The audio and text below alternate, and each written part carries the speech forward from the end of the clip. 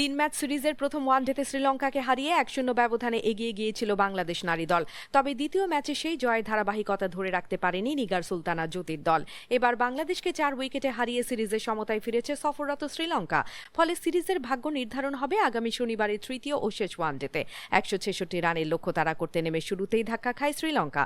মাত্র 5 রান করে সাজঘরে ফেরেন ওপেনার হাসিনী পেরেরা। আরেক ওপেনার ইমেশা দুলানি করেন 8 রান। তবে আগ্রাসী ব্যাটিংয়ে দলকে এগিয়ে নেন অধিনায়ক চামিরা আতাপাতু। 39 বলে 40 রানের ইনিংসটি তিনি সাজান 8টি চারে। এবার ফুটবলের খবর। বায়ার্ন মিউনিখের কাছে হেরে চ্যাম্পিয়ন্স লিগ থেকে বিদায়ের পর সান্তিয়াগো বার্নাব্যুতে ক্ষোভ উগরে দিয়েছিলেন রিয়াল মাদ্রিদের সমর্থকরা। বিশেষ করে দুও শুনতে হয়েছিল দলের 2 তারকা ভিনিসিয়াস জুনিয়র ও কিলিয়ান এমবাপেকে। তবে সমালোচনার জবাব মাঠেই দিয়েছেন তারা।